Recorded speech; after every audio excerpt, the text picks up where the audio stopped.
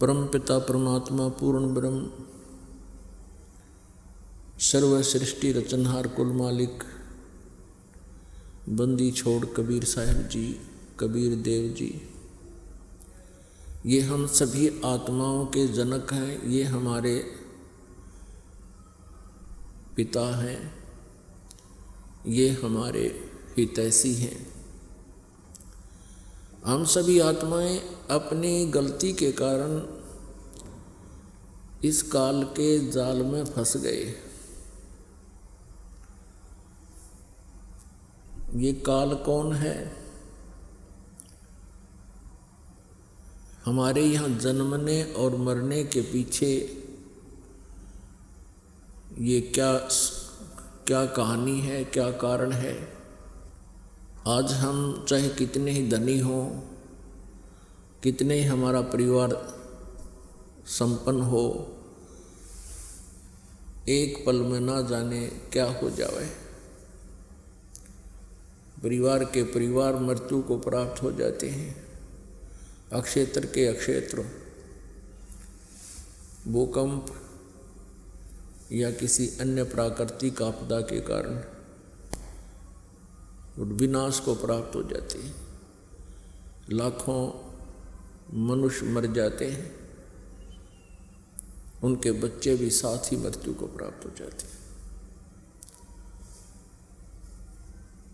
और शेष बच्चे ये सोचते हैं कि हम कुशल हैं। परमेश्वर कबीर देव जी ने आकर के हमें ये बताया कि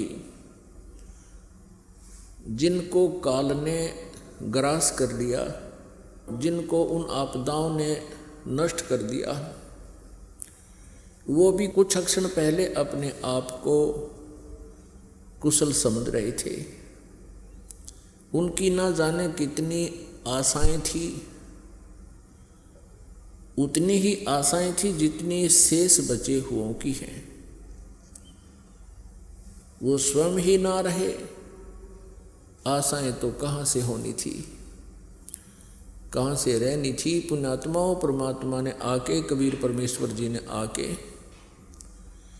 इस काल के षड्यंत्र का बांडा फोड़ किया है कि तुम अपनी गलती के कारण आप जी यहाँ आ गए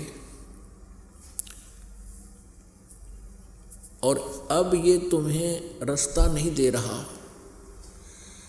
इसके कारण इसका स्वार्थ है कि इस काल को जो 21 ब्रह्मांड का स्वामी है, इसको ब्रह्म भी कहते हैं। वेदों में इसे ब्रह्म कहा है, जिसका ओम नाम, ओम मंत्र है जाप करने का। ये 21 ब्रह्मांड का स्वामी है, प्रभु है, मालिक है।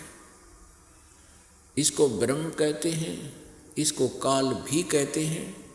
ये स्वयं भी श्रीमद् भगवत गीता अध्याय नंबर 11 के श्लोक नंबर 32 में कहता है कि अर्जुन, मैं बढ़ा हुआ काल हूँ और अब इन सभी लोगों को नाश करने के लिए प्रवृत्त हुआ हूँ।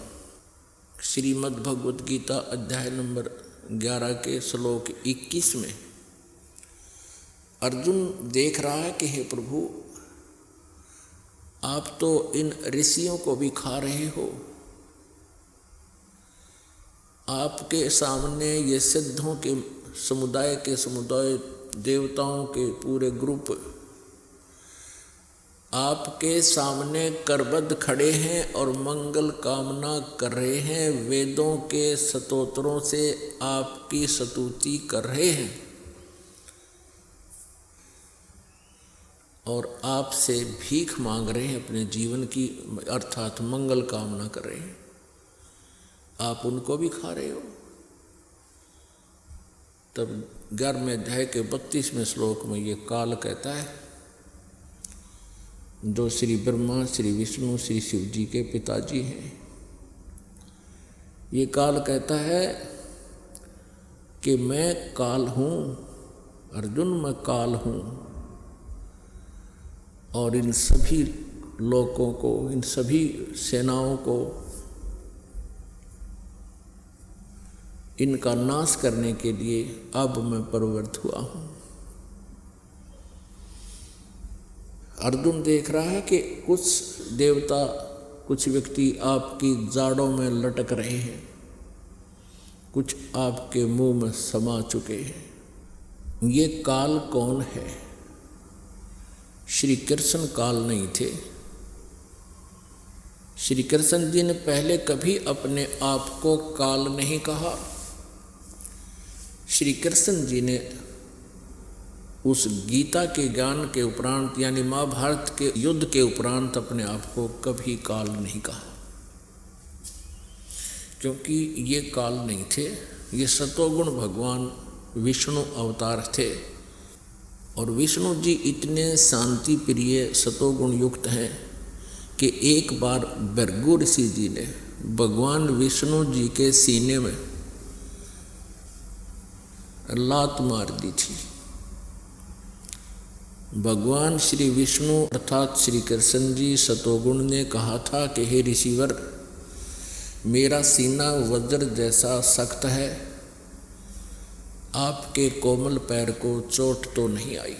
क्या वो महापुरुष जो इतना शांति प्रिय और इतना दयालु है, क्या वो काल हो सकता है?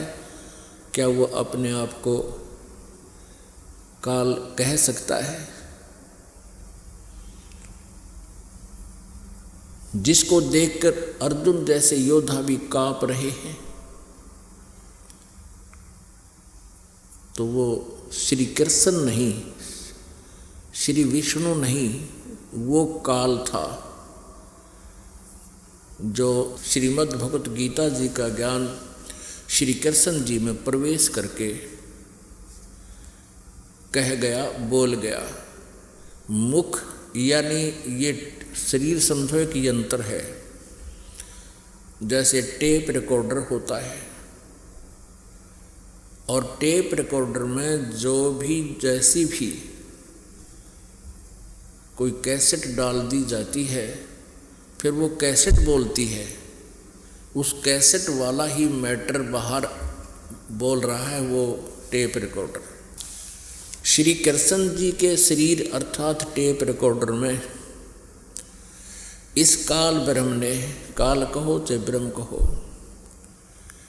इसने स्वयं प्रवेश करके और अपनी कैसेट चला दी। उसने गीता जी का ज्ञान स्वयं बोला। अपनात्माओं, तत्व ज्ञान किसे कहते हैं? जिसमें निष्कर्ष निकले, जिस ज्ञान के आधार से गूढ़ रहस्यों की जानकारी हो, उसको तत्व ज्ञान कहते हैं। आध्यात्मिक ज्ञान को समझने के लिए, जानने के लिए कुछ बातें हैं जिनका विशेष ध्यान रखना पड़ेगा। जैसे हमारे पवित्र सदग्रंथ हैं, पवित्र चारों वेद, ऋग्वेद, यजुर्वेद, सामवेद और अथर्ववेद, और पांचवा वेद है सूक्ष्म वेद, जिसको गीता जी अध्याय नंबर 4 के श्लोक नंबर 32 में सच्चिदानंद घन ब्रह्म की वाणी कहा है, ब्रह्मणे मुखे कहा है। ब्रह्मणे मुखे माने सच्चिदानंद घन ब्रह्म के मुख से उत्तरित वाणी में, अर्थात उस सूक्ष्म वेद में कबीर वाणी में विस्तार से सब अनुष्ठान यज्ञों की जानकारी विस्तार से दी गई है। और वो तत्व ज्ञान है। उस ज्ञान को चौथे अध्याय के गीता जी के 34वें श्लोक में कहा है कि उस तत्व ज्ञान को जो सच्चिदानंद घन ब्रह्म की वाणी में विस्तार से कहा गया है, कबीर वाणी में, सूक्ष्म वेद में, उसको तत्वदर्शी संतों के पास जाकर समझ। वह ज्ञान श्रीमद् भगवत गीता जी से भी भिन्न है, और वो कंप्लीट है, वो पूर्ण ज्ञान है, जिसको गीता ज्ञान दाता भी नहीं जानता। इसलिए उसने ये कहा है कि उस तत्व ज्ञान को, उस परमात्म ज्ञान को, पूर्ण परमात्मा की जानकारी को तत्वदर्शी संतों से पूछो। वो तत्व ज्ञान सुख संवेद और पवित्र 18 पुराण, पवित्र श्रीमद् भगवत गीता और पवित्र सुधा सागर, ये हमारे जो आध्यात्मिक ज्ञान का सिलेबस है, आध्यात्मिक ज्ञान का ये पाठ्यक्रम है, ये सिलेबस है। और कोई भी आचार्य, गुरु, महामंडलेश्वर जी यदि हमारे सिलेबस के आधार से, यानी हमारे पवित्र सद्ग्रंथों में वर्णित ज्ञान को हमें बता रहा है, तो वो ज्ञान है सही। और जो इन पवित्र सद्ग्रंथों में वर्णित ज्ञान के विरुद्ध ज्ञान दे रहा है, अर्थात जो सिलेबस से बाहर, पाठ्यक्रम से बाहर कोई टीचर, कोई अध्यापक पढ़ा रहा है, तो वो उसका ज्ञान सही नहीं है, उसका ज्ञान सिलेबस अनुसार नहीं है, पाठ्यक्रम के अनुसार नहीं है। तो ऐसे ही जो आध्यात्मिक टीचर हैं, आध्यात्मिक गुरु हैं, आचार्य हैं, यदि वो हमारे सद्ग्रंथों में वर्णित उल्लेख के आधार से वो अपना ज्ञान सुना रहे हैं, जनता को प्रवचन कर रहे हैं, तो वो ज्ञान सही है, वो अध्यापक सही है। वो क्योंकि ये जो आध्यात्मिक गुरु हैं ये भी टीचर होते हैं, ये आध्यात्मिक टीचर हैं। और हमारा सिलेबस है ये पवित्र सद्ग्रंथ, इनमें वर्णित विधि और ज्ञान को जो टीचर अर्थात जो आचार्य गुरु हमें बता रहा है, तो वो टीचर सही है, वो आचार्य है। और जो हमारे सद्ग्रंथों के विपरीत ज्ञान दे रहा है, उसको लोक वेद कहते हैं। वो लोक वेद मीन उसका सेल्फ मेड दंत कथा, तो वो ज्ञान निराधार होता है। और जिस प्रकार विद्यार्थियों का नाशक होता है वो टीचर, जो सिलेबस से बाहर का ज्ञान उनके अंदर फीड कर रहा है, ठीक इसी प्रकार वो आचार्य, आध्यात्मिक टीचर, आचार्य गुरु, वो शत्रु है उस मानव समाज का, श्रद्धालुओं का, जो उसके ऊपर आश्रित हैं और वो सद्ग्रंथों के विपरीत ज्ञान दे रहा है। और सद्ग्रंथों में वर्णित, शास्त्रों में वर्णित विधि से विपरीत भक्ति विधि बता रहा है, मनमाना आचरण करा रहा है, वो टीचर ठीक नहीं, वो आचार्य ठीक नहीं, वो शत्रु है आप जी का। अब ये निर्णय करना पड़ेगा कि कौन आचार्य ठीक ज्ञान दे रहा है और कौन गलत दे रहा है। श्रीमद् भगवत गीता अध्याय नंबर 16 के श्लोक नंबर 23 और 24 में स्पष्ट किया है गीता ज्ञानदाता ने कि जो शास्त्र विधि को त्याग कर मनमाना आचरण करते हैं, उनको न तो सुख होता है, न उनकी गति होती है, और न ही कोई सिद्धि को वो प्राप्त होते हैं, अर्थात व्यर्थ।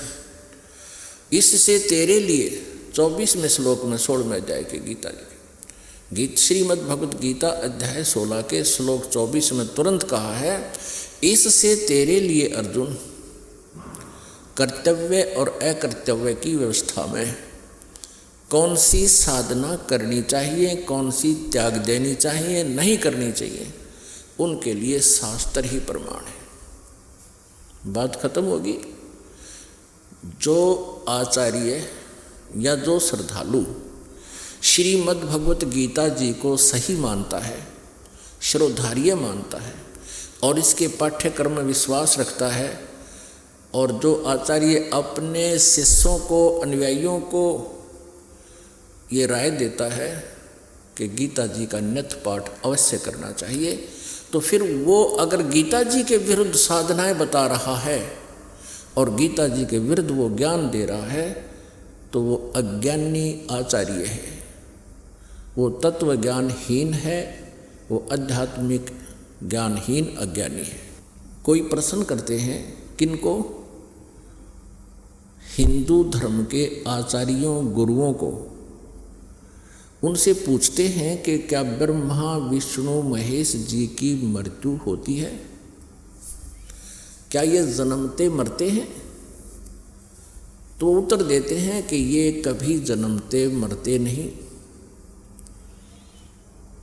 फिर प्रश्न किया जाता है क्या ब्रह्मा जी विष्णु जी शिव जी के माता पिता हैं?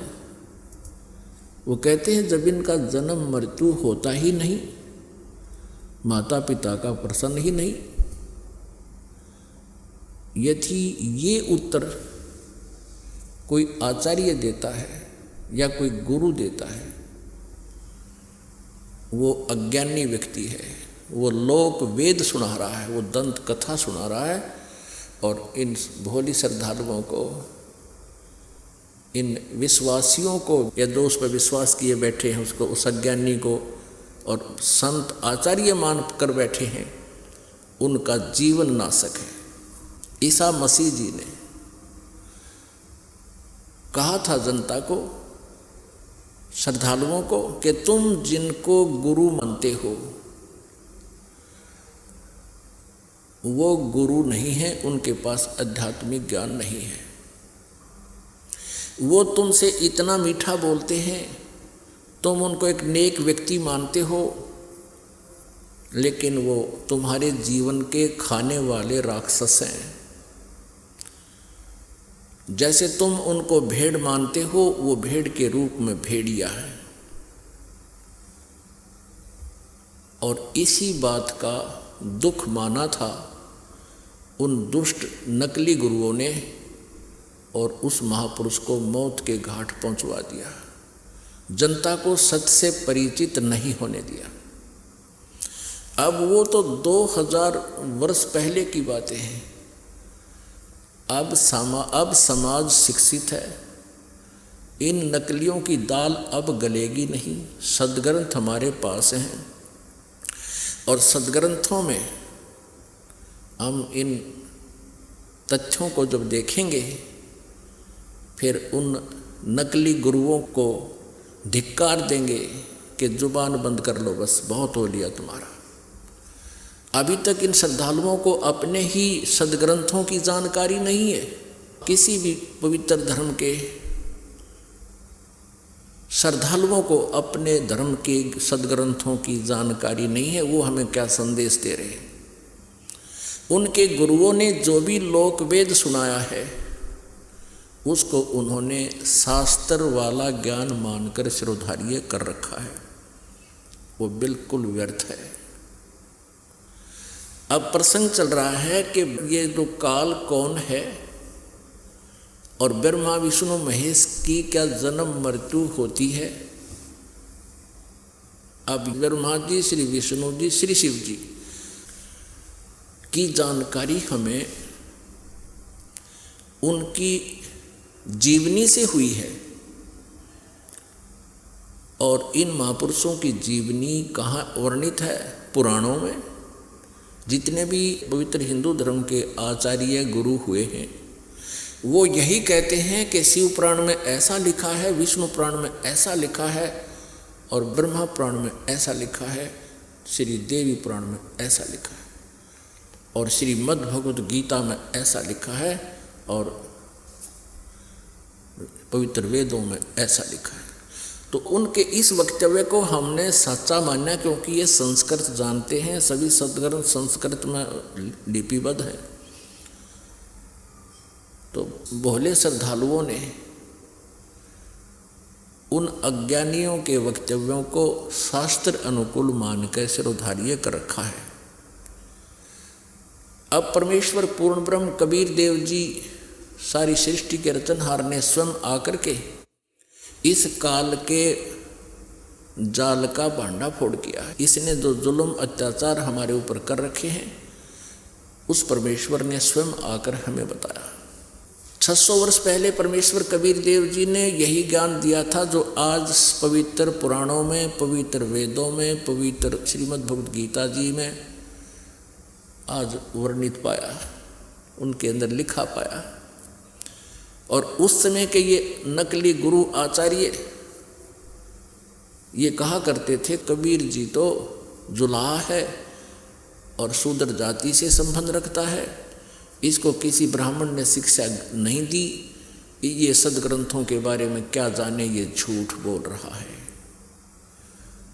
परमेश्वर 600 वर्ष पहले कहा करते थे कि ब्रह्मा विष्णु महेश जी ये नासवान हैं, इनकी जन्म मृत्यु होती है, ये अविनाशी नहीं है, ये कंप्लीट गॉड नहीं है, ये अखिल ब्रह्मांड के नायक नहीं हैं, ये पूर्ण परमात्मा नहीं है। और इनकी साधना करने वाले संकटों से मुक्त नहीं हो सकते। तो उस समय इन परमात्मा के सतवचनों का इतना जोर शोर से विरोध किया, उन नकली गुरुओं ने जनता को भ्रमित कर दिया कि वह कबीर जुलाहा झूठा है, हमारे देवी देवताओं के बारे में ऊट पटांग बोलता है, उनका अपमान करता है। और परमेश्वर के पीछे हमें लगा दिया उन दुष्टों ने, हमें भी पाप का भागी बनाया और आप भी घोर पाप के भागी बने। वही ज्ञान जो 600 वर्ष पहले परमेश्वर कबीर देव जी ने बताया था, आज ये दास आपको परमेश्वर के ज्ञान को अपने सदग्रंथों से मेल करके रूबरू करा रहा है। और पुण्यात्मा जो अच्छी आत्मा है, बुद्धिमान है, वो तुरंत इसको समझ रहे हैं और इन नकली गुरुओं के जो है उद्देश्य से भी परिचित हो रहे हैं कि ये क्या चाहते हैं। इनका उद्देश्य सदा ये रहा है कि हम जनता को सच्चाई से दूर रखें ताकि इनके ये रोजी रोटी बनी रहे, इनका आचार्य पद सुरक्षित रहे, इनका गुरु पद सुरक्षित रहे और इनको जनता के कल्याण से कोई लेन देन नहीं। यदि ये सत्य में वास्तव में जनता के हितैषी हैं, ये गुरु नकली और ये महंत अपना जीवन नष्ट कर रहे हैं, अगर ये हितैषी हैं तो इस ज्ञान को समझे और गहराई से सोचे तुम क्या कर रहे हो, क्या करना चाहिए था, तुम कितने दोषी हो भगवान के, और स्वीकार करें, सरेंडर करें इस ज्ञान के सामने कि हमारे पास ज्ञान नहीं है, नहीं तो आओ मैदान में और प्रमाणित करो अपने ज्ञान को किसी सदग्रंथ के साथ से। अब यह आध्यात्मिक ज्ञान चर्चा एक प्रोग्राम स्पॉन्सर करवाया जा रहा है भक्तों के द्वारा। अब इसमें देखते हैं कितने लोग आते हैं। यदि ये हितैषी हैं जनता के तो आएंगे और अपने विचार व्यक्त करेंगे और साथ में फिर दास भी अपना टिप्पणी करेगा, विचार देगा। अब जिसको अच्छा लगेगा पुण्यात्मा स्वीकार कर लेंगी, ये भ्रमित ना रहेंगी। अपनी अपनी कह रहे हैं, लोक वेद सुना रहे हैं, तो वो लोक वेद अब पता चल जाएगा जो सदग्रंथों से मेल खाता है वो ज्ञान तत्व ज्ञान है, और जो सदग्रंथों से शास्त्रों से बाहर है, आउट ऑफ सिलेबस उनके विचार हैं, तो वो तत्व ज्ञान नहीं, वो कोरा अज्ञान है। अब आपके समक्ष ये रूबरू करते हैं कि श्री ब्रह्मा जी, श्री विष्णु जी, श्री शिव जी नासवान हैं, इनकी जन्म मृत्यु होती है, इनके माता पिता हैं। ये देखिएगा श्रीमद् देवी भागवत, गीता प्रेस गोरखपुर, और ये कहाँ से प्रकाशित है, संपादक हैं हनुमान प्रसाद पोदार, चिमनलाल गोस्वामी, गीता प्रेस गोरखपुर से प्रकाशित है। इसके तीसरे स्कंद में प्रश्न नंबर 123 पर भगवान विष्णु जी स्वयं स्वीकार कर रहे हैं। विष्णु जी कहो तो श्री कृष्ण जी कहो, तुम शुद्ध स्वरूपा हो, यह सारा संसार तुम ही से उद्भासित हो रहा है। अपनी माता दुर्गा की स्तुति करते हुए श्री विष्णु जी बोल रहे हैं, मैं ब्रह्मा और शंकर हम सभी तुम्हारी कृपा से विद्यमान हैं। हमारा आविर्भाव माने जन्म और तिरोभाव माने मृत्यु हुआ करता है। हमारा तो जन्म और मृत्यु होता है, केवल तुम ही नित्य हो, जगत जननी हो, प्रकृति और सनातनी देवी हो। भगवान शंकर बोले, देवी यदि महाभाग विष्णु तुम्ही से प्रकट हुए हैं, यानी तो आपसे जन्म हुआ है, तो उनके बाद उत्पन्न होने वाले ब्रह्मा भी तुम्हारे ही बालक हुए। फिर मैं तमोगुणी लीला करने वाला शंकर क्या तुम्हारी संतान नहीं हुआ?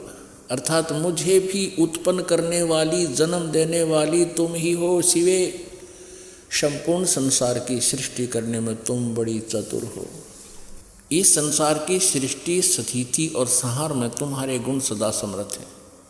उन्हीं तीनों गुणों से उत्पन्न हम, यानी रजगुण ब्रह्मा, सतगुण विष्णु, तम गुण शिव जी, तीनों गुणों से उत्पन्न हम ब्रह्मा विष्णु एवं शंकर नियमानुसार कार्य में तत्पर रहते हैं। हम ये तीनों देवता तो जगत का कार्य संभाले रहते हैं और तुम्हारे ही रूप हैं। अपनात्माओं, इस पवित्र श्रीमद् देवी भागवत अर्थात शक्ति पुराण ने, दुर्गा पुराण ने 4 कंसेप्ट क्लियर कर दिए इस थोड़े से पवित्र उल्लेख ने। एक तो ये सिद्ध कर दिया कि श्री ब्रह्मा जी, श्री विष्णु जी, श्री शिव जी की जन्म मृत्यु होती है, ये अविनाशी नहीं है।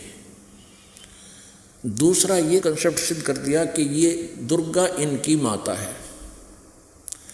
दूसरा कंसेप्ट ये क्लियर हो गया कि दुर्गा श्री ब्रह्मा जी, श्री विष्णु जी, श्री शिव जी की जन्मदात्री। ये देखिएगा शिव पुराण, वही शिव पुराण है, 17 पृष्ठ, अध्याय 9, विद्वेश्वर संहिता भाग 1 अध्याय 9।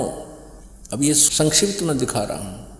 उन दोनों की अज्ञानता और वैर को दूर करने के अर्थ दोनों से कहा। किसने? ये काल सदाशिव काल रूपी ब्रह्म आ गया बीच में, सतम खड़ा कर दिया। मैं केवल संक्षिप्त सुना रहा हूँ आपको, आप पढ़ सकते हैं इसको। वो क्या कह रहा है? मेरे सकल और निष्कल भेद से 2 स्वरूप हैं, परंतु और ईश्वर नहीं। इस कारण से उनके 2 रूप नहीं हो सकते। पहला सतम रूप जो बीच में पिलर खड़ा करा था और पीछे मूर्तिमान रूप धारण किया, यानी अब खड़ा है शिव रूप में। इसमें ब्रह्म रूप निष्कल है और ईश रूप सगुण है। मेरे ये दोनों रूप सिद्ध हैं, दूसरे किसी के नहीं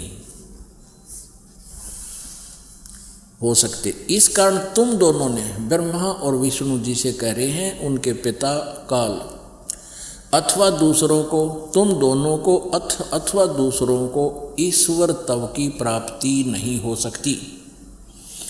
तुमने जो अज्ञानता से अपने को ईश माना, यह बड़ा कहते तुमने अपने आप को भगवान मान लिया, प्रभु मान लिया, तुम प्रभु नहीं हो। तुमने जो अपने को अज्ञान से अपने को ईश माना, यह बड़ा अद्भुत हुआ। उसके दूर करने को ही मैं रण स्थान में आया। अब तुम अपना अभिमान त्याग कर मुझ ईश्वर में अपनी बुद्धि लगाओ। मेरे प्रसाद से लोक में सब अर्थ प्रकाश करते हैं। मैं ही परब्रह्म हूँ, ये काल कह रहा है, और मेरा ही कल अकल रूप है। ब्रह्म होने से मैं ईश्वर हूँ। अनुग्रह आदिक ही मेरा कर्तव्य है। सर्वव्यापी होने से और जगत के वर्धक होने से मैं ब्रह्म हूँ। ये ब्रह्म के सब समता और व्यापक होने से मैं आत्मा हूँ। ये काल बोल रहा है, मैं इस सब का ईश हूँ। 21 ब्रह्मांड जो इसके अंतर्गत हैं उनका कहता मैं स्वामी हूँ और यह मेरा है, मेरे सिवा किसी दूसरे का नहीं है। आगे देखो 18 पृष्ठ पे, ये देखिए 18 पृष्ठ पे विद्वेश्वर संहिता अध्याय 10 शुरू हो रहा है। 18 पृष्ठ पे यहाँ ये 18वां अध्याय यहाँ पर है, ये 9वां अध्याय था, यहाँ 10वां समाप्त हुआ, ये 9वां समाप्त हो गया और यहाँ से 10वां शुरू हो रहा है। ये यहाँ की अब ये काल कहता है हे पुत्रो, ब्रह्मा और विष्णु को, हे पुत्रो यह कर्त आपने तप से प्राप्त किया है जो कि सृष्टि की उत्पत्ति और पालन कहाता है। ब्रह्मा और विष्णु को उत्पत्ति और पालन का कहते विभाग मैंने दिया है, सो मैंने प्रसन्न होकर तुम्हें दिया है। इसी प्रकार दूसरे दो कृत रुद्र और महेश को प्रदान किए। इसे सिद्ध हो गया कि ये जो प्रवचन कर रहा है, उपदेश दे रहा है, ये काल रूपी ब्रह्म है और ब्रह्मा जी, विष्णु जी और रुद्र और ये महेश इससे अलग हैं। कहते हैं रुद्र और महेश को प्रदान किए, परंतु अनुग्रह करते कोई भी पाने में समर्थ नहीं है। आगे और देखिएगा, ये ब्रह्म है, ये सदाशिव कहो चाहे काल रूपी ब्रह्म कहो, और ये कहता मेरा ओम मंत्र है। ये देखिएगा श्री शिव पुराण वही चल रही है। ये देखिएगा, ये वही शिव पुराण यानी खेमराज श्री कृष्ण दास मुंबई से ये प्रकाशित है। ये देखिएगा, इसके पृष्ठ शिव पुराण विद्वेश्वर संहिता पृष्ठ 19 पर विद्वेश्वर संहिता भाग 1 अध्याय 10, यहाँ देखना। आगे हम पढ़ रहे हैं, इस कारण उस ज्ञान की सिद्धि के निमित्त ओंकार नामक मंत्र जप करो। उनको शिक्षा दे रहा है काल अपने पुत्रों को। यह अभिमान का दूर करने वाला है, सोई निज मंत्र उपदेश करते हैं। यह ओंकार मेरे मुख से उत्पन्न होने से मेरे ही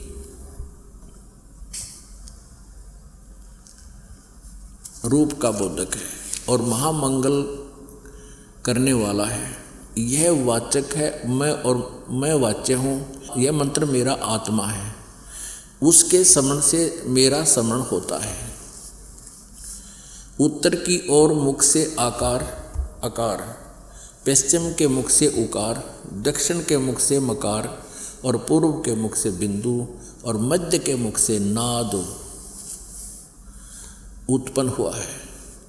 इस प्रकार 5 प्रकार से यह निर्गत हुआ। यह सब एक होकर ओम ऐसा एक अक्षर हो जाता है। ये स्पष्ट हो गया, ओम एक अक्षर। श्रीमद् भगवत गीता का बोलने वाला भी यही काल है, काल रूपी ब्रह्म है। और श्री कृष्ण जी के शरीर में प्रवेश करके ये बोल रहा है। गीता जी अध्याय नंबर 8 के श्लोक नंबर 13 में ये कहता है कि ओम इति एकाक्षरम ब्रह्म व्यवहारन माम अनुसमरण ये प्रयाति तदंदेहम स याति परमाम गतिम।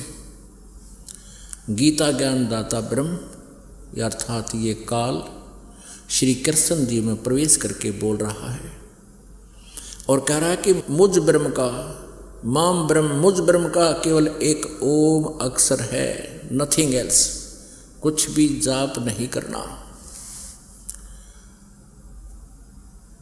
और जो उच्चारण करके सिमरण करता हुआ यह प्रयाति तो जंदेहम, जो शरीर छोड़कर जाता है यानी अंतिम श्वास तक मेरे इस ओम नाम का जाप करता है, स याति परमाम गतिम, वो ओम नाम से मिलने वाली परम गति को प्राप्त होता है।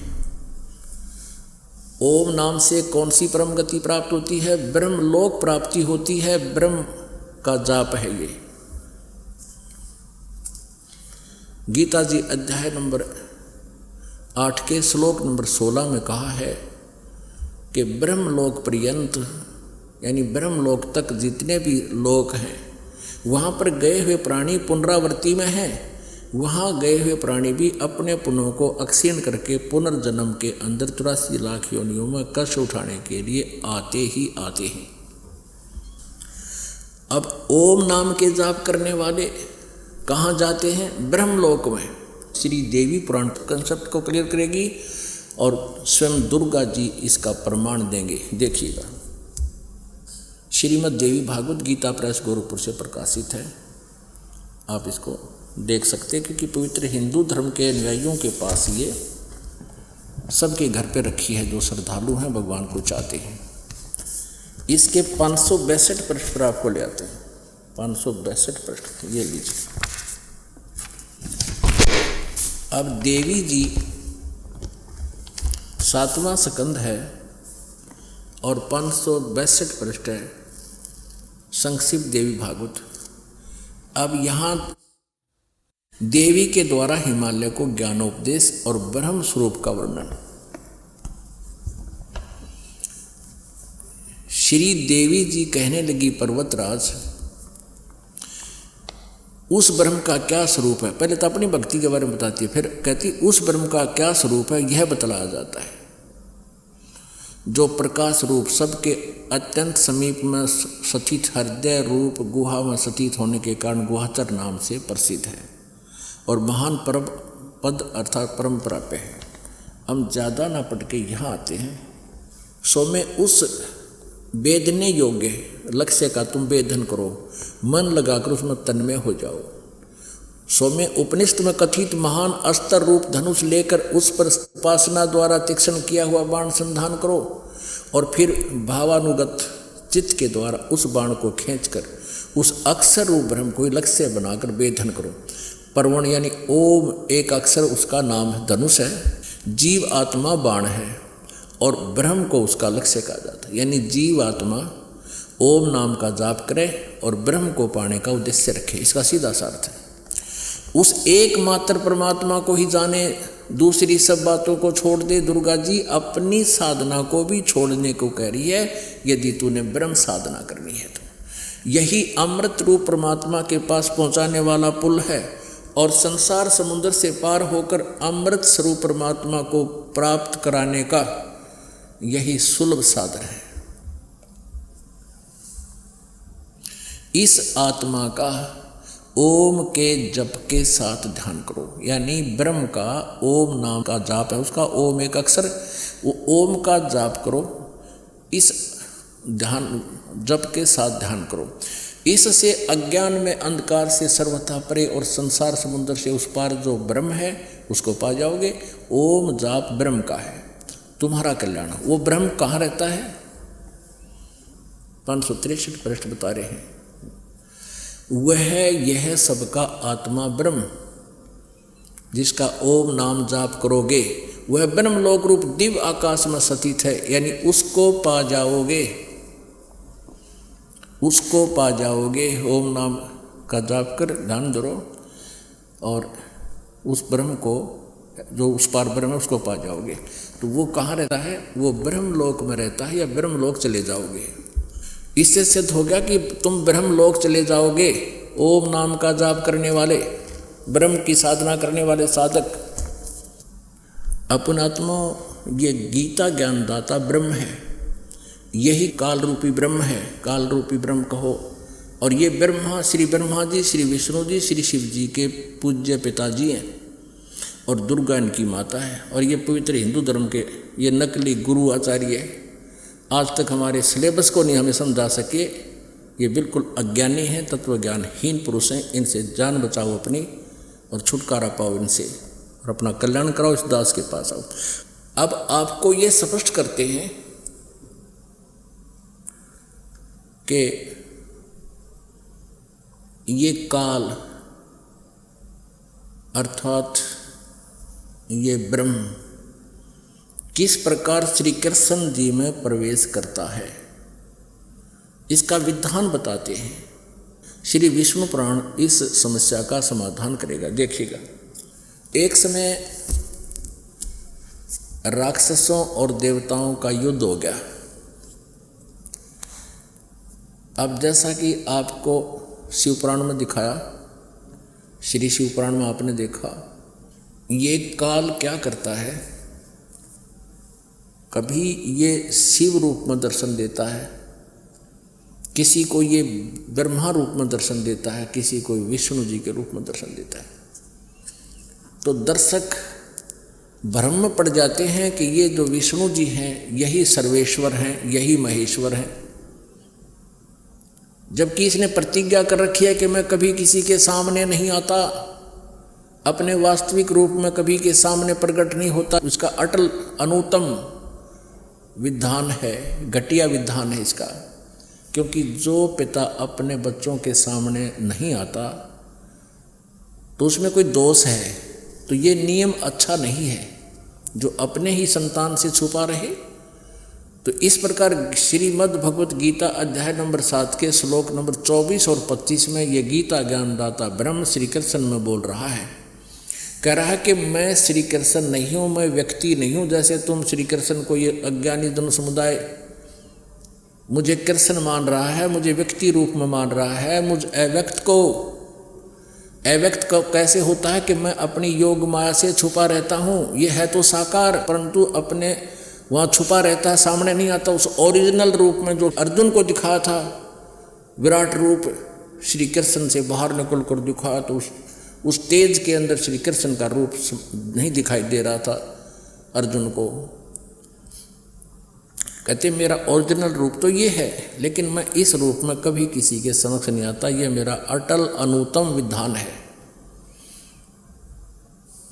अविनाशी अनुतम, अनुतम माने घटिया, और मैं अपनी योग माया से छुपा रहता हूँ। जैसे सूर्य के सामने बादल आ जाते हैं, उसमें बादल आने से, बीच में आ जाने से सूर्य अव्यक्त होता है, हम देख नहीं सकते, लेकिन विद्यमान है, बादलों से छुपा हुआ है। ऐसे ही ये सशरीर है, ये काल रूपी ब्रह्म, ये निराकार नहीं है, ये साकार है, मनुष्य सदृश इसका शरीर है, लेकिन बहुत विकराल रूप है इसका। तो ये कहता मैं अपनी योग माया से छुपा रहता हूँ। तो इससे पहले फिर थोड़ा सा कंसेप्ट ये श्रीमद् भगवद गीता ही आपको दिखाते हैं। 7वें अध्याय के 24 और 25 में एक कति स्पष्ट हो जाता है। ये खुद कहता है कि मैं कभी किसी के सामने अपने ओरिजिनल रूप में नहीं आता, ये छुपा रहता है। ये देखिएगा श्रीमद् भगवत गीता, गीता प्रेस गोरखपुर से प्रकाशित है, जयदयाल गोविंद का इसके अनुवादक हैं। अध्याय नंबर 7, ये है 24। इसमें अव्यक्त व्यक्तिम आपनम मन्यते माम अबुधे परम भावम अजानतम अजानंत मम अव्यम अनुतमम, अनुतम माने घटिया होता, घटिया, और ये अज्ञानी इसको अति उत्तम या कहते हैं जो सामान्य सा हो, ये मूर्ख बना रहे अपने को। अनुत्तम माने सामान्य का क्या मतलब, कति अश्रेष्ठ, घटिया। अब क्या अनुवाद किया, बुद्धिहीन पुरुष मेरे अनुतम अविनाशी, अनुतम माने घटिया, अविनाशी, अटल, ये मेरा घटिया अटल परम भाव है, न जानते हुए अव्यक्तम माम व्यक्तिम आपनम मनन्ते। हम संस्कृत भी पढ़ सकते हैं क्योंकि ये नागरी लिपि है, इनके अज्ञान से भी हम हटकर अनुवाद स्वयं भी कर सकते हैं अब, क्योंकि हम शिक्षित हैं। इनकी बातों पर विश्वास नहीं करेंगे, जहाँ तक ठीक किया वो ठीक मानेंगे। अव्यक्तम, मुझ अव्यक्त को, मन इंद्रियों से परे मुझ सच्चिदानंद घन परमात्मा को मनुष्य की भांति यह अव्यक्त माने मुझे अव्यक्त को, जो मैं अव्यक्त हूँ, अव्यक्त माने छुपा हुआ हूँ, मुझे व्यक्तिम, व्यक्ति भाव को प्राप्त हुआ मानते हैं, मुझे कृष्ण मान रहे हैं। गीता के अंदर कहता आई एम नॉट कृष्ण, इसका सीधा अर्थ है मैं मनुष्य नहीं हूँ, जैसे तुम कृष्ण को मनुष्य देख रहे हो, मैं। आगे देखो फिर यहाँ स्पष्ट करता है 25 में, अपनी योग माया से छुपा हुआ मैं सबके प्रत्यक्ष नहीं होता, मैं सबके सामने नहीं आता, किसी के अंदर बढ़कर बोलता हूँ, यह अज्ञानी जन समुदाय मुझ जन्म रहित अविनाशी को परमेश्वर को नहीं जानता। अब देखो स्पष्ट कर दे, ये अज्ञानी जन समुदाय मुझे जानता ही नहीं, और मैं तो छुपा रहता हूँ, मैं किसी के सामने नहीं आता। ये क्या करता है? श्रीमद् भगवत गीता अध्याय नंबर 4 श्लोक नंबर 5 और 9 में ये गीता ज्ञानदाता ब्रह्म कहता है कि अर्जुन, तेरे और मेरे बहुत जन्म हो चुके हैं, तू नहीं जानता, मैं जानता हूँ। मेरे जन्म और कर्म अलौकिक हैं। अब इसके कर्म कैसे अलौकिक हैं? ये ऐसे अलौकिक हैं, ये किसी के सामने अपने वास्तविक रूप में नहीं आता। या तो किसी के अंदर प्रवेश करके बोलता है, भूत की तरह, प्रेत की तरह, जैसे श्री कृष्ण में बोल गया। और कर्म इसके हैं ऐसे जो उनमें प्रवेश करके अपना जो करना है इसने कर देता है, उन्हीं के शरीर को प्रयोग करता है, बॉडी को प्रयोग करता है। और या फिर किसी को ब्रह्मा के रूप में, किसी को विष्णु जी के रूप में, किसी को शिव जी के रूप में दर्शन दे देता, अपने ओरिजिनल रूप में ये किसी के समक्ष नहीं आता। श्रीमद् भगवत गीता अध्याय नंबर 11 के श्लोक नंबर 47 में ये गीता ज्ञानदाता कहता है, और 48 में, कि मेरा ये रूप है वास्तविक, विराट रूप तू देख रहा है, और मेरे इस रूप के दर्शन पहले किसी ने नहीं किए, तेरे अतिरिक्त कोई नहीं कर सकता, ना पहले किए और ना आगे कर सकता। और न ही वेदों में वर्णित विधि से, न जप से, न तप से, न क्रियाओं से, किसी भी प्रकार से मेरे वास्तविक रूप का दर्शन नहीं कर सकते। अपने आत्माओं, यहाँ ये भी स्पष्ट हो गया कि गीता ज्ञानदाता श्री कृष्ण जी नहीं है, क्योंकि श्री कृष्ण जी तो अपना विराट रूप कौरवों पांडवों की सभा में पहले दिखा चुके हैं। तो यहाँ ये कहते कि मेरे तेरे अतिरिक्त ये मेरा वास्तविक रूप, विराट रूप किसी ने पहले नहीं देखा, तो श्री कृष्ण नहीं कह सकते ये बात, क्योंकि वो तो कौरवों की सभा में दिखा सके थे और बहुत से उनको देख चुके थे। तो इसे ये भी सिद्ध है कि श्री कृष्ण नहीं बोल रहे, इसमें ये काल बोल रहा है। और ये कहता मेरा वास्तविक रूप ये है, इस रूप में मैं कभी किसी के समक्ष नहीं आता, अपनी योग माया से छुपा रहता हूँ। और जन्म और कर्म कैसे अलौकिक हैं अभी दिखाते हैं। एक बार राक्षसों और देवताओं का युद्ध हो गया, राक्षसों से देवता पराजित हो गए, भाग गए। फिर उन्होंने भगवान विष्णु की स्तुति शुरू की, और ये काल विष्णु रूप में प्रकट हो गया। और इसने उन देवताओं से कहा कि तुम उस पुरंजय को युद्ध के लिए तैयार कर दो, उसमें प्रवेश करके मैं राक्षसों को मार दूंगा। अब देखिएगा श्री विष्णु पुराण इसका है प्रमाण। ये देखिएगा श्री विष्णु पुराण गीता प्रेस गोरखपुर से प्रकाशित है। अनुवादक हैं श्री मुनि लाल गुप्त, प्रकाशक मुद्रक वही गीता प्रेस गोरखपुर। चतुर्थ अंश अध्याय 2 और 233 पृष्ठ यहाँ देखिएगा। पूर्व काल में त्रेता युग में एक बार अति भीषण देव असुर संग्राम हुआ। देव असुर संग्राम, राक्षसों और देवताओं का। उसमें महाबलवान दैत्य गणों से पराजित हुए।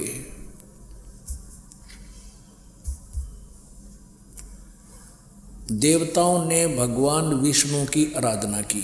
अब ये स्तुति तक कर रहे हैं विष्णु जी की, आ गया विष्णु रूप धारण करके ये काल।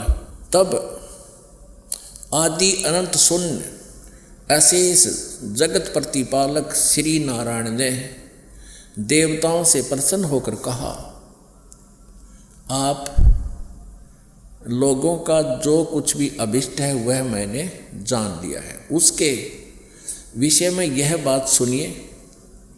राजर्षि ससाद का जो पुरंजय नामक पुत्र है, उस अक्षत्रिय श्रेष्ठ के शरीर में मैं अंश मात्र से यानी कुछ समय के लिए स्वयं अवतीर्ण होकर, उसमें प्रवेश होकर उन संपूर्ण दैत्यों का नाश करूँगा। अतः तुम लोग पुरंजय को दैत्यों के वध के लिए तैयार कर लो, उसको खड़ा कर लो युद्ध के मैदान में, फिर मैं जानूँ मेरा काम जाने। अपनात्माओं, ये तत्व ज्ञान है, ये गूढ़ रहस्य है। और गीता ज्ञान दाता भी स्वयं चौथे अध्याय के 34वें श्लोक में कहता है कि उस तत्व ज्ञान को तत्वदर्शी संत बता सकता है। और वो स्वयं भी अल्पज्ञ है, वह स्वयं भी अज्ञानी है, कहता मुझे इसका ज्ञान नहीं, इसलिए तो संतों के लिए छोड़ दिया, तत्वदर्शी संत के लिए। और आज तक ये हमारे ब्राह्मण ऋषि गुरु महर्षि सतयुग से लेकर आज तक ये नहीं बता सके हमें ये तत्व ज्ञान, ये सभी अज्ञानी थे। अपनात्माओं, ये बड़ी कटु कुनीन है, ये एक ऐसी टेबलेट है, और इस कुनीन को खाए बिना यू मलेरिया रूपी अज्ञान हटे को नहीं। ये भी आपके समय अभी प्रमाणित करेंगे कि सतयुग के ब्राह्मण भी अज्ञानी थे, ब्रह्मा विष्णु और ये दुर्गा भी तत्वज्ञानहीन थे, और ब्रह्म भी तत्वज्ञानहीन है, ये काल भी तत्वज्ञानहीन है, क्योंकि ये खुद कहता है कि उस पूर्ण परमात्मा के बारे में कोई तत्वदर्शी संत ही बता सकता है, मुझे पता नहीं। अब ये तत्व ज्ञान है कि श्रीमद् भगवत गीता जी का ज्ञान श्री कृष्ण जी ने नहीं बोला, क्योंकि श्री कृष्ण जी काल नहीं थे, वो तो सतोगुण भगवान थे, बड़े दयालु। भृगु ऋषि ने लात मार दी छाती पर, तो भी उसका पैर उन्होंने मालिश की थी, मसाज की थी, कहीं आपको चोट तो नहीं आ गई। क्या वो काल कह सकता है, या वो काल हो सकता है? कभी नहीं। ये तो एक कंसेप्ट ये क्लियर हो गया कि ससाद के पुत्र पुरंजय में प्रवेश करके उसने राक्षसों को मार दिया, ये हो गया इसके कर्म अलौकिक। अब दूसरा और जबरदस्त प्रमाण देखिएगा 242 पृष्ठ पे, चतुर्थ अंश के अध्याय 3 में, ये देखिएगा, ये है चतुर्थ अंश अध्याय 3 और 242 पृष्ठ पर हम पढ़ेंगे। 242 पृष्ठ पर श्री विष्णु पुराण, यहाँ देखिएगा अध्याय 3। पूर्व काल में रसातल में मौने नामक 6 करोड़ गंधर्व रहते थे। पूर्व काल में रसातल में मौने नामक 6 करोड़ गंधर्व रहते थे। उन्होंने समस्त नागकुल के प्रधान रत्न और अधिकार छीन लिए थे।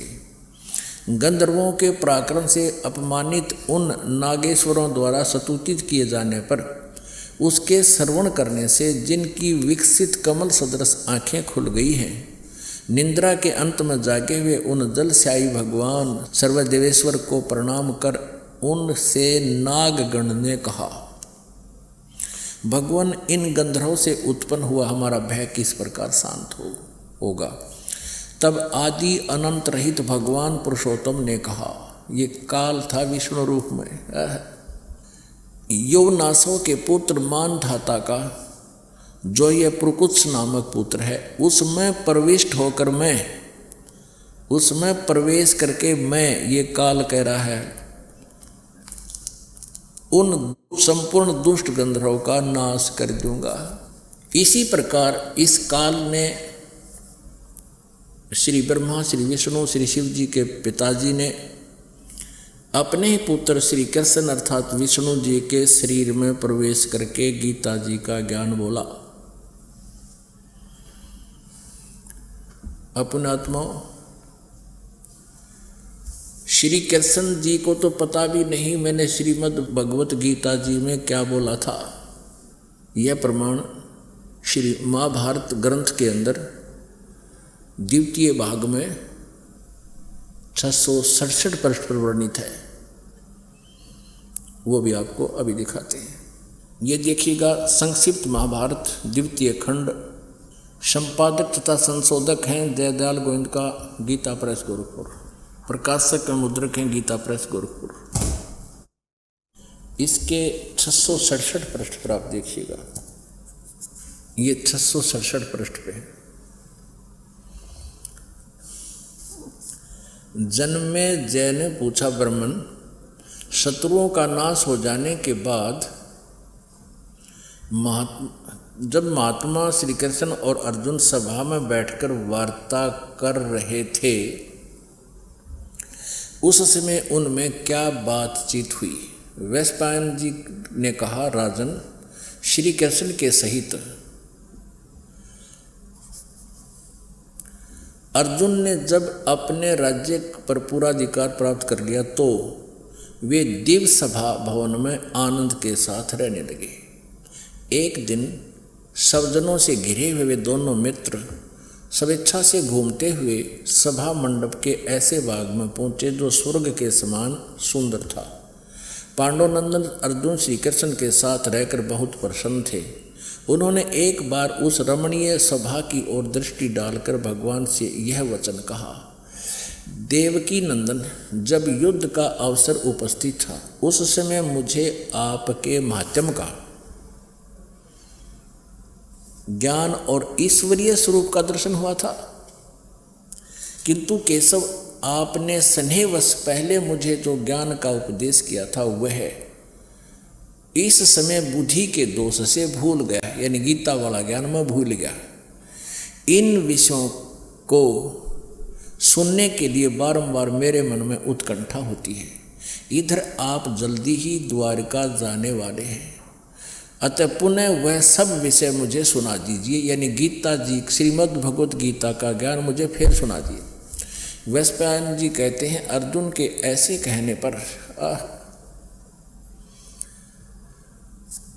वक्ताओं में श्रेष्ठ महातेजस्वी भगवान श्री कृष्ण ने उन्हें गले से लगाकर इस प्रकार उत्तर दिया। श्री कृष्ण बोले, अर्जुन, उस समय मैंने तुम्हें अत्यंत गोपनीय विषय का श्रवण कराया था। आप अपने स्वरूप भूत धर्म सनातन पुरुषोत्तम तत्व का परिचय दिया था और नित्य लोकों का भी वर्णन किया था, किंतु तुमने जो अपनी नासमझी के कारण उस उपदेश को याद नहीं रखा, यह जानकर मुझे बड़ा खेद हुआ है। उन बातों का अब पूरा स्मरण होना संभव नहीं जान पड़ता। पांडुनंदन, निश्चय ही तुम बड़े श्रद्धाहीन हो, तुम्हारी बुद्धि अच्छी नहीं जान पड़ती। अब मेरे लिए उस उपदेश को ज्यों का त्यों दोहरा देना कठिन है, क्योंकि उस समय योग युक्त होकर मैंने परमात्म तत्व का वर्णन किया था। अब पुण्यात्माओं, श्री कृष्ण जी अर्जुन के ऊपर तो डांट लगा रहा है, उसको धमका रहा है कि तूने उस ज्ञान को जो मैंने सुनाया था गीता वाला, तूने याद क्यों नहीं रखा? तू बड़ा श्रद्धाहीन है, तेरी बुद्धि अच्छी नहीं है। और फिर स्वयं कहते हैं, मैं अब दोबारा उसको ज्यों का त्यों नहीं बता सकता। अरे वक्ता नहीं बता सकता, श्रोता याद रख ले। अब ये दास सत्संग सुना रहा है और आप सुन रहे हो। जो प्रथम बार इस सत्संग को सुनेगा उसको 40% मुश्किल से याद रहेगा। और आज से कुछ वर्ष बाद आप मुझे कहो, वो तो थोड़े दिन पाछे की बात हो, गया भी ना था, 10 से 5 दिन की बात है, 20 दिन की होगी, महीने की होगी, और ये दास ये सत्संग सुना रहा है, आप सुन रहे हो। आप 40% याद नहीं रख सकते इस सत्संग को। और फिर आप कहो कि हमें वो सत्संग सुनाना उस दिन आपने बताया था, सुनाया था प्रथम दिन बरवाला के अंदर, और मैं तुम्हें ये कहूँ कि तुम बड़े बुद्धिहीन हो, बड़े श्रद्धाहीन हो, तुमने वो सत्संग याद क्यों नहीं रखा? अब मैं दोहरा नहीं सकता। ये कोई न्याय संगत बात है? इससे सिद्ध है कि मैं स्वयं नहीं बोल रहा हूँगा, मेरे अंदर कोई भूत बोल गया तब मैं ऐसी बात कह सकता हूँ। ऐसे ही श्री कृष्ण जी बोल रहे हैं, उनको कुछ नहीं पता था, उसमें वो काल बोल रहा था। और फिर क्या पली देते हैं श्री कृष्ण जी कि उस समय मैं योग युक्त हो गया था। अरे इसे बुरे समय में जब चारों तरफ तलवारें चमक रही हो वहाँ तो योग युक्त हो गया। अब पीस प्लेस पे, अब शांति प्रिय स्थान है, कोई दिक्कत नहीं। अब योग युक्त होने में के बिजली पड़े थी, अब क्या समस्या थी उनको? तुरंत फिर हो जाता, फिर सुना देता। योग युक्त होने की जरूरत जिसने ज्ञान है वो तो पटापट बोल देगा और सुना देगा। कहने का भाव ये है कि श्री कृष्ण जी को कुछ भी पता नहीं गीता में उन्होंने बोलिया क्या था। तो पुण्यात्माओं, इस तत्व ज्ञान को समझकर हम अपना कल्याण करा सकते हैं। और ये तत्व ज्ञान जो आज ये दास आपको सुना रहा है, 600 वर्ष पहले परमेश्वर कबीर जी ने अपनी अमृतवाणी में सुना था। क्या कहा था? धर्मदास ये जग बोरा न, कोई न जाने पद निर्वाण। ऋग्वेद मंडल नंबर 9 सूक्त नंबर 86 मंत्र 26 और 27 में, ऋग्वेद मंडल नंबर 9 सूक्त नंबर 82 में और मंत्र नंबर 1, 2, 3 में, ऋग्वेद मंडल नंबर 9 और सूक्त नंबर 96 के 16 से 21 तक 20 तक मंत्र में, और ऋग्वेद मंडल नंबर 9 सूक्त नंबर 20 के मंत्र नंबर 1 में, और भी अनेकों स्थानों पर ऋग्वेद मंडल नंबर 9 सूक्त नंबर 1 मंत्र नंबर 8 और 9 में। वो क्या प्रमाण दिया है वेदों ने? परमेश्वर की लीला बताई है कि वो परमात्मा पूर्ण ब्रह्म वो कैसी लीलाएं करता है। उसमें क्या बताया है कि वो पूर्ण परमात्मा ऊपर तीसरे मुक्ति धाम में रहता है, और वो कबीर देव है, कबीर साहब है। वो यहाँ आकर के अपने ज्ञान को, अपनी एक अच्छी आत्मा को, श्रेष्ठ आत्मा को, वरिष्ठ आत्मा को, अच्छी आत्मा को आकर मिलता है और इस तत्व ज्ञान से परिचित कराता है। वो परमात्मा वेदों में कबीर देव कहलाता है। हम उसको कबीर साहब कहने लगे, हम वह को वह बोलते हैं। और कवि का अर्थ, ये व्याकरण के ज्ञाता क्या करते हैं, कवि का अर्थ सर्वज्ञ करते थे, सर्वज्ञ नहीं। या तो कवि का अर्थ कव्य करो, क्योंकि कवि का अर्थ सर्वज्ञ नहीं हो सकता, कोई भी कवि सर्वज्ञ नहीं हुआ है।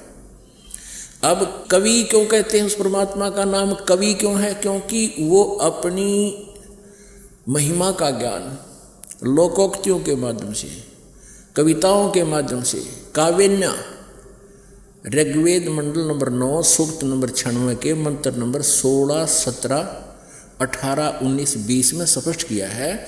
उसमें वेद ज्ञान दाता ये ब्रह्म है, काल है, ये कहता है भगवान आप अपने वास्तविक नाम का ज्ञान कराएं। 16वें मंत्र में, मंडल नंबर 9 सूक्त 96 के मंत्र 16 में। फिर 17वें में ये स्पष्ट कराया 17, 18, 19, 20 में कि वो कबीर देव है और वो अपने महिमा का ज्ञान, अपनी जानकारी स्वयं ही प्रदान करने आता है। गीता जी अध्याय नंबर 4 के श्लोक नंबर 32 में उसी के बारे में कहा कि ब्रह्मणे मुखे, उस सच्चिदानंद घन ब्रह्म के द्वारा अपने मुख से उच्चारित उस अमृतवाणी में, तत्व ज्ञान में वो ज्ञान, आध्यात्मिक यज्ञों की जानकारी, ज्ञान की जानकारी विस्तार से कही गई है। और उसको तत्वदर्शी संत से सुनने के लिए कहा है 4 अध्याय के 34वें श्लोक में, गीता ज्ञानदाता कहता है। तो यहाँ वही बता रहे हैं कि वो परमात्मा अपने महिमा का ज्ञान आप ही बताने के लिए सतलोक से चलकर आता है, अपने मुक्ति धाम से गति करके आता है, और अपने ज्ञान को कविताओं के माध्यम से वर्णन करने के कारण वो प्रसिद्ध कवि की उपाधि भी प्राप्त करता है।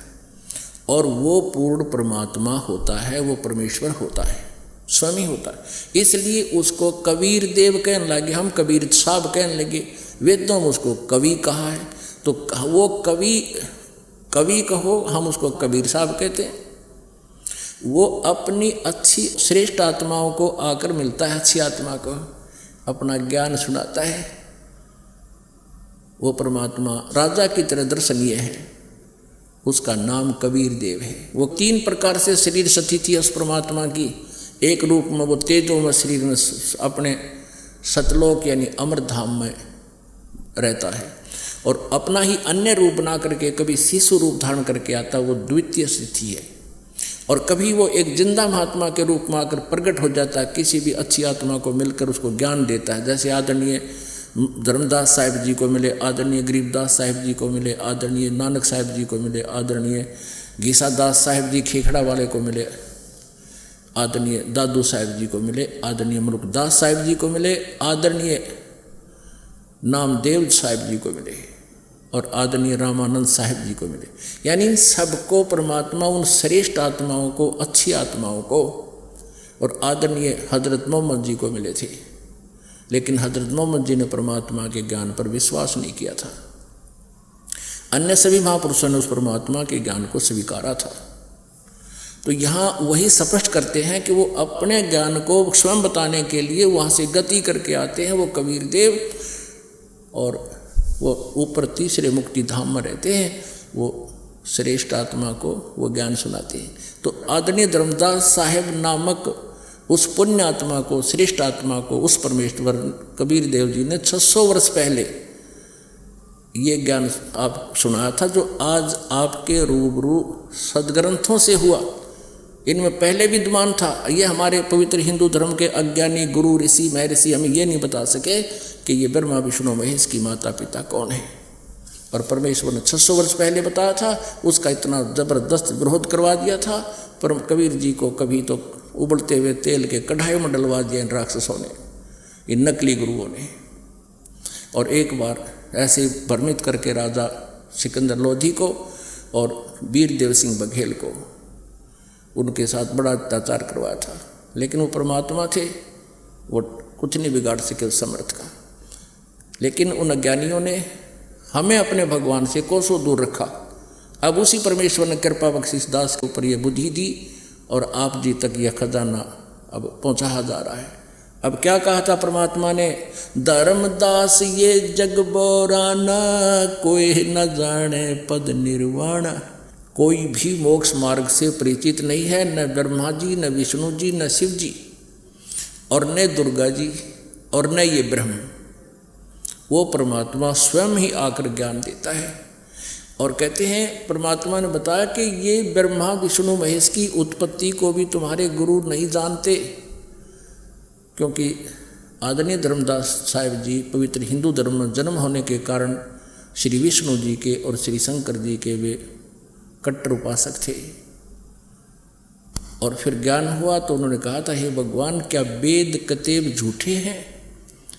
धर्मदास जी ने कहा था, हे भगवान, आपने जो ज्ञान दिया है और मैंने आपका साक्षात्कार किया है, सब इस ब्रह्मांड देख लिए, सचमुच वही है जो आप बता रहे हैं।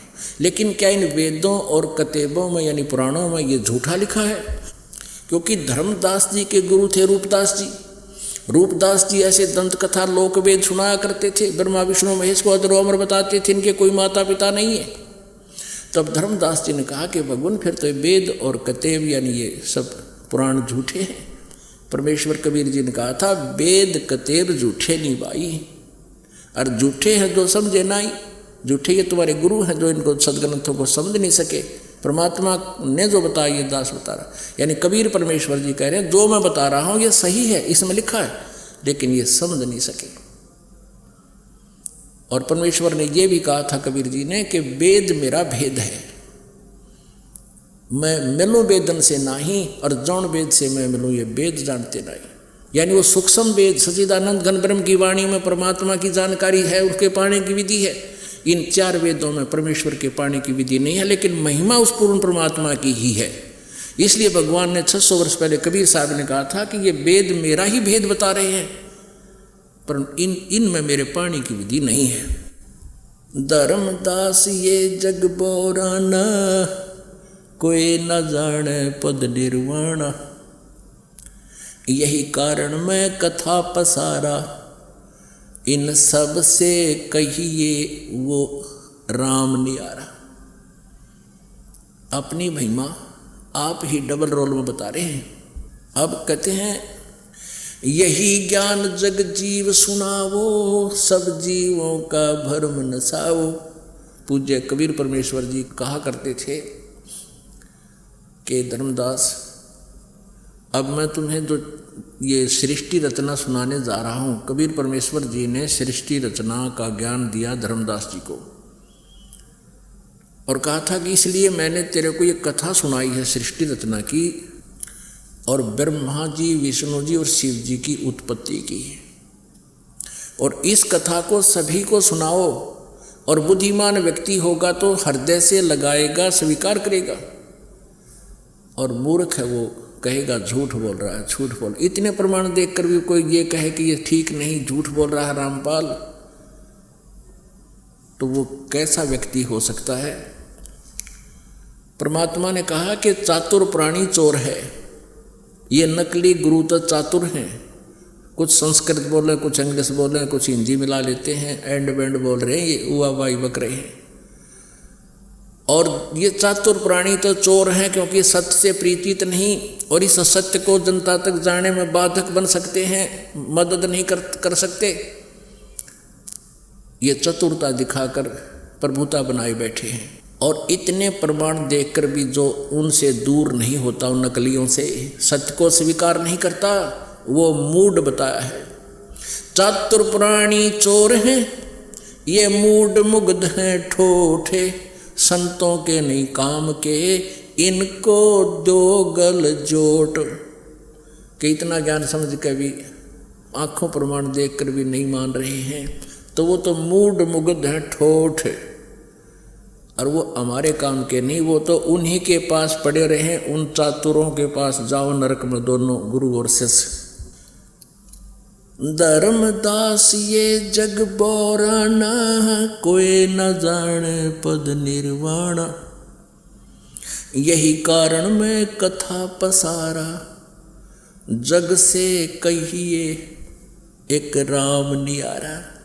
यही ज्ञान जग जीव सुनावो, सब जीवों का भरम नसावो। अब मैं तुमसे कहूँ चिताई, त्रिदेवन की उत्पत्ति बाई। 600 वर्ष पहले परमात्मा कबीर देव जी कह रहे हैं कि अब मैं तुम्हें श्री ब्रह्मा विष्णु महेश जी की उत्पत्ति सुनाता हूँ, सुन जानते हैं। कुछ संक्षेप कहूँ गहुराई, सब संशय तुमरे मिट जाई। भरम गए जग वेद पुराना, आदि राम का भेद न जाना। आदि राम जो सबसे पहले के प्रभु, अविनाशी जो परमात्मा है। राम राम सब जगत बखाने, आदि राम कोई बिरला जाने। ज्ञानी सुने सो हृदय लगाई, मूर्ख सुने तो गम ना पाई।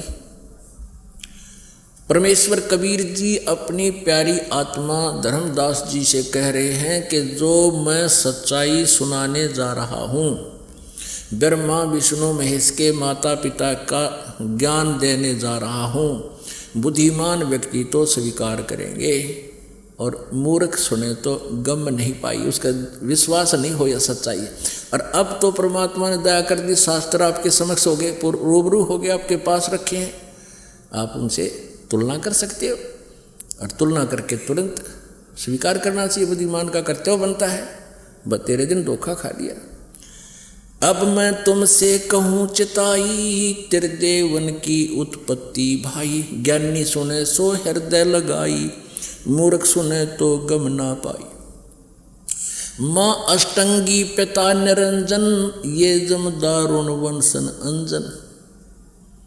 इनकी माता तो दुर्गा अष्टंगी है, ब्रह्मा और विष्णु और महेश की, और पिता इनका काल रूपी ब्रह्म, ये सदा शिव कहो, ज्योति निरंजन कहो, ये इनका पिता है। माँ अष्टंगी पिता निरंजन, ये जम दारुण वंशन अंजन। पहले कीन निरंजन राई, पीछे से माया उपजाई।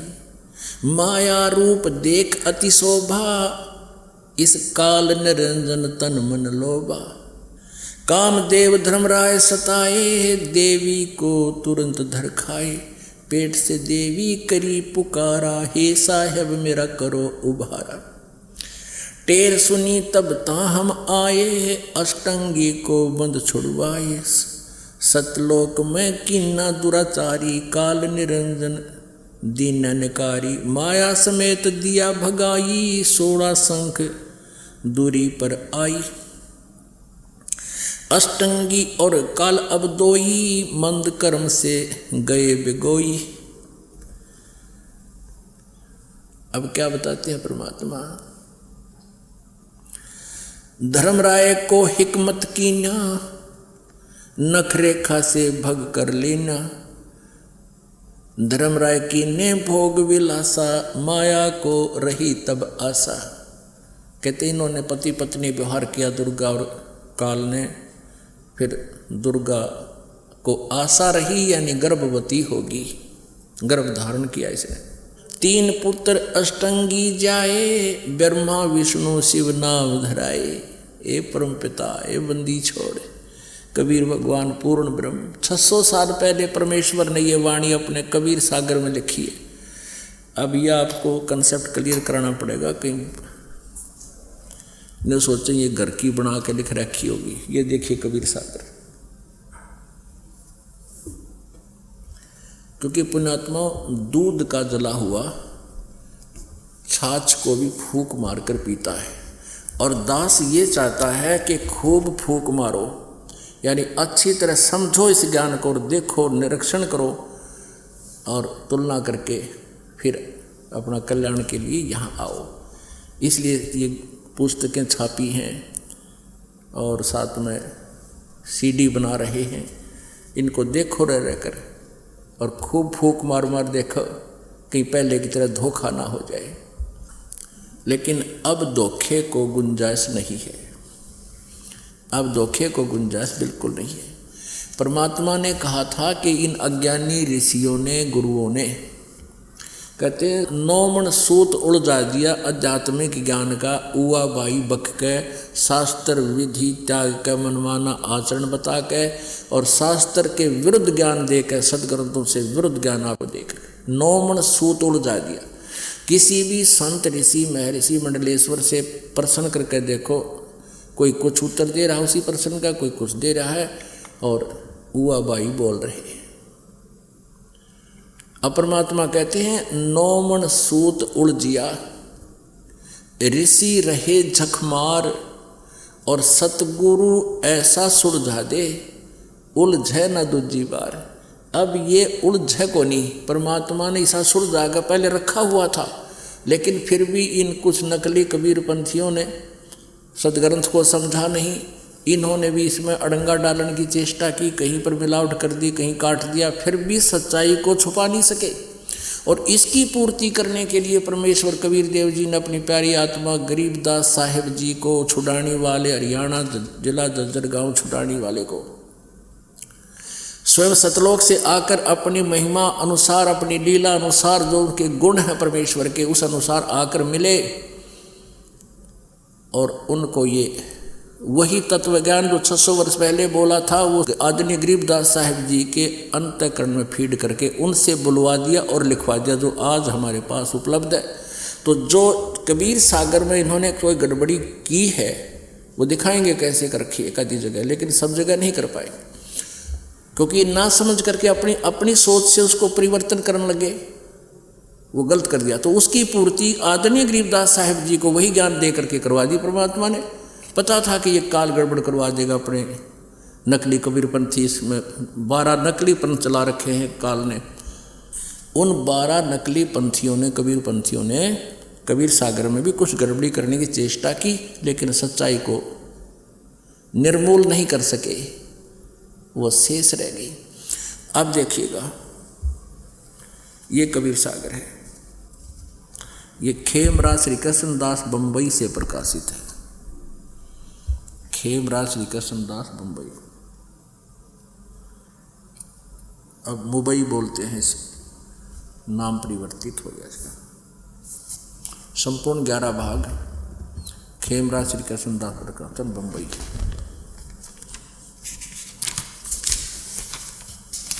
ये है कबीर सागर। कबीर पंथी भारत पथिक स्वामी युगलानंद बिहारी द्वारा पुरस्कृत। ये मुद्रक एवं प्रकाशक खेमराज श्री कृष्ण दास, अध्यक्ष श्री वेंकटेश्वर प्रेस, खेमराज श्री कृष्ण दास स्मारक मुंबई। इसमें आपको दिखाते हैं कबीर वाणी में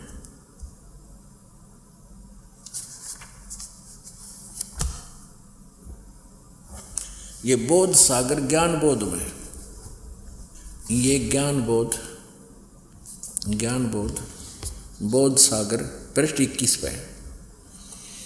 धर्मदास ये जग पौराना, कोई न जाने पद निर्वाणा, यही कारण मैं कथा पसारा, जग से कहिए, ये नाम लिख दिया, राम नहीं आ रहा, वो परमात्मा अलग है। यही ज्ञान जग जीव सुनावो, सब जीवों का भरम नसावो। अब मैं तुमसे कहूँ चिताई, तेरे देवन की उत्पत्ति बाई। कुछ संक्षेप कहूँ गहुराई, सब संशय तुमरे मिट जाई। भरम गए जग वेद पुराना, आदि राम का भेद न जाना। राम राम सब जगत बखाने, आदि राम कोई बिरला जाने। ये कबीर पंथियाँ करा ना सही है ये नकलियों का। यहाँ राम राम सब जगत बखाने, आदि राम कोई बिरला जाने। ज्ञानी सुने सो हृदय लगाई, मूर्ख सुने तो गम ना पाई। माँ अष्टंगी पिता निरंजन, ये जम दारुण वंशन अंजन। पहले कीन निरंजन राई, पीछे से माया उपजाई। माया रूप देख अति शोभा, देव निरंजन तन मन लोभा। काम देव धर्मराय सताए, देवी को तुरंत धर खाए। पेट से देवी करी पुकारी, हे साहेब मोहे करो उबारी। टेर सुनी तब सतगुरता आए, अष्टंगी के बंध छुड़वाए। यहाँ टेर सुनी तहाँ हम आए, वहाँ परमात्मा खुद गए थे। ये इन्होंने थोड़ी गड़बड़ कर दी। ये 22 पृष्ठ पर ज्ञान को। धर्मराय को हिकमत की ना, नखरेखा से भग कर लीना। धर्मराय करे भोग विलासा, माया को रही तब आशा। 3 पुत्र अष्टंगी जाए आए, ब्रह्मा विष्णु शिव नाम धराए। 3 पुत्रों की उत्पत्ति जन्म दिया दुर्गा ने। 3 देव विस्तार चलावे, इनमें यो जग धोखा खावे। ब्रह्मा विष्णु महेश को भगवान मानकर ये धोखा खा रहे हैं। पुरुष गम कैसे कोई पावे, काल निरंजन जग भरमावे। 3 लोक अपने सुत दीना, सोन निरंजन बासा दीना। अलख निरंजन सुन ठिकाना, ब्रह्मा विष्णु शिव भेद न जाना। ब्रह्मा विष्णु महेश को भी अपना भेद नहीं दिया। ये कहता मैं छुपा रहता हूँ अपनी योग माया से। 3 देव सो उसको धावे, निरंजन को वो पार न पावे। अलख निरंजन बड़ा बटपारा, 3 लोक जीव कीन आहारा। ये बड़ा ठग है, 3 लोक के जीवों को खाता है। ब्रह्मा विष्णु शिव नहीं बचाए, सकल खाए पुन धूर उड़ाए। अपने पुत्रों को भी खाएगा, इनको भी मारता है, इनकी जन्म मृत्यु होती है। तिनके सुत हैं तीनों देवा, अंधर जीव करते हैं सेवा। अंधे ज्ञानहीन इन्हीं की पूजा करते हैं। ब्रह्मा विष्णु महेश जो काल के पुत्र हैं। अकाल पुरुष का हो नहीं चीना, काल पाए सभी गए लीना। ऐसा राम सकल जग जाने, आदि राम को ना पहचाने। आदि राम ये ब्रह्म को होते राम को, आदि राम को। तीनों देव असुर अवतारा, ताको भजय सकल संसारा। गुण तीनों का ये विस्तारा, धर्मदास मैं कहूँ पुकारा। गुण तीनों की भक्ति में ये भूल पड़ो संसार, कह कबीर निज नाम बिन कैसे उतरो पार। अब परमेश्वर कबीर देव जी ने 600 वर्ष पहले श्री ब्रह्मा जी, श्री विष्णु, श्री शिव जी के माता पिता की जानकारी दे रखी है। लेकिन इन अज्ञानी ऋषि, मैं ऋषि, हिंदुओं के गुरुओं, नकली गुरुओं ने हमारे तक ये सच्चाई आण नहीं दी। अब वो समय आ गया पुण्यात्माओं, जिसके विषय में परमेश्वर ने 600 वर्ष पहले कहा था कि एक समय ऐसा आएगा धर्मदास कि पूरे विश्व में एक ही ज्ञान रहेगा और मेरी ही महिमा, मेरा ही गुणगान पूरे विश्व में होगा। तो पुण्यात्माओं वो समय आ चुका है। अब जागो और जगाओ सबको और बरवाड़ा में लाओ। बोलो सतगुरुदेव। नमस्कार जी। सत साहिब जी। क्या नाम है जी आपका? गीतांशी जौहर। कहाँ से आए हैं आप? डिस्ट्रिक्ट बिजनौर, यूपी से। संत रामपाल जी महाराज से आपने नाम दीक्षा कब ली? मार्च 2013 में। संत रामपाल जी महाराज से नाम दीक्षा लेने से पहले आप क्या भक्ति साधना करते थे? जी हम यही देवी देवताओं की भक्ति करते थे और जय गुरुदेव पंथ से नाम दीक्षा प्राप्त की हुई थी। जय गुरुदेव पंथ से आप कब जुड़े? जी बचपन से ही जुड़ी हुई थी मैं। जो भक्ति साधनाएं आपने की तथा जय गुरुदेव पंथ से आप जुड़े, तो इन सही भक्ति साधनाओं से आपको क्या क्या लाभ हुए? जी उनसे लाभ तो कुछ नहीं हुए। संत रामपाल जी महाराज के बारे में जानकारी आपको कहाँ से हुई? जी सबसे पहले हमारा भाई गया था दिसंबर 2012 में, तो वो नाम दीक्षा लेकर आया था संत रामपाल जी महाराज जी से। तो उसने ही आगे हमें बताया था, ज्ञान समझाया था। तब तो फिर हम नहीं जुड़े थे, क्योंकि मैं गाज़ियाबाद में रह के पॉलिटेक्निक कर रही थी। तो उसके बाद फिर मम्मी पापा गए, उन्हें जब लाभ हुआ, मम्मी जी को कैंसर था, उन्हें लाभ हुआ, तो फिर उन्होंने बताया कि ऐसे ऐसे है, तू इनकी भक्ति कर और परमात्मा से नाम दीक्षा ले। तब मैंने फिर उनकी पुस्तक ज्ञान गंगा पढ़ी। तब मुझे लगा कि हाँ, यही एक पूर्ण संत है जो पृथ्वी पर आए हुए, इनसे नाम दीक्षा लेके पूर्ण मोक्ष कराओ। तब संत रामपाल जी महाराज जी की शरण में गई 2013 में। संत रामपाल जी महाराज से नाम दीक्षा लेने के बाद क्या आपको कोई लाभ भी प्राप्त हुए? हाँ जी, बहुत सारे लाभ प्राप्त हुए हैं। सबसे पहला लाभ तो ये है कि मेरे बहुत सारे डॉक्यूमेंट थे, जैसे मार्कशीट होती है इंटर हाई स्कूल की, सभी गुम हो गई थी, 5-6 साल से मिल नहीं रही थी। उसके बाद हमने परमात्मा संत रामपाल जी महाराज जी से प्रार्थना लगाई, तो उसके बाद हमें 1 महीने के अंदर ही वो डॉक्यूमेंट सामने ही रखे हुए अपने आप ही मिल गए। और दूसरा लाभ ये हुआ कि सबसे बड़ा लाभ है जो, वो हमारे मम्मी पापा की टेंशन दूर होगी, वो दहेज मुक्त हो गए। हमारी शादी जो हुई है वो परमात्मा की संत रामपाल जी महाराज जी के चरणों में हुई थी, बरवाला में, और कोई दहेज नहीं लिया था, भगती थे वो। तीसरा लाभ ये हुआ, जब मेरा जो बच्चा है वो अभी 1.5 साल का है, पर जब वो हुआ था तब डॉक्टर ने मना कर दिया था कि ये नॉर्मल नहीं होगा, ऑपरेशन से होगा, तुम्हारा ऑपरेशन करना पड़ेगा। तब मैंने फिर संत रामपाल जी महाराज जी से प्रार्थना लगाई, वो बोले कोई बात नहीं बेटा, नॉर्मल हो जाएगा।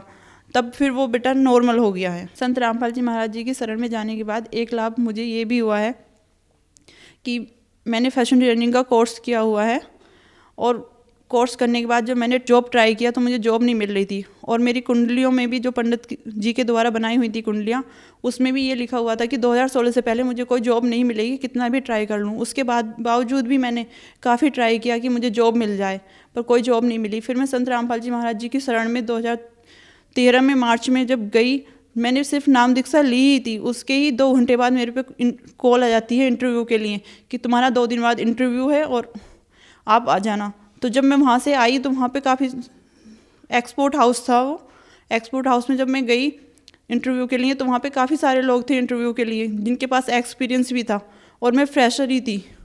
उसके बावजूद भी वहाँ पे मेरा सिलेक्शन हुआ एज अ फैशन डिजाइनर। और सिलेक्शन होने के बाद मेरी 3-4 महीने के बाद ही मतलब इंक्रीमेंट हो गया, मेरी सैलरी 20,000 हो गई, जहाँ मेरी 8,000 पे जॉब लगी थी। ये बहुत बड़ा चमत्कार है। जैसा कि आपने बताया कि आपकी शादी बिना दहेज की हुई तथा आपके पेरेंट्स की टेंशन खत्म हो गई, लेकिन दहेज प्रथा ने आज विकराल रूप धारण कर लिया है, जिसकी वजह से बहन बेटियों की जान चली जाती है। तो संत रामपाल जी इस दहेज प्रथा को खत्म करने में क्या कोई योगदान भी कर सकते हैं? जी, संत रामपाल जी महाराज जी के लाखों अनुयायी हैं जो दहेज मुक्त शादी करते हैं, कोई दहेज नहीं लेते हैं शादियों में।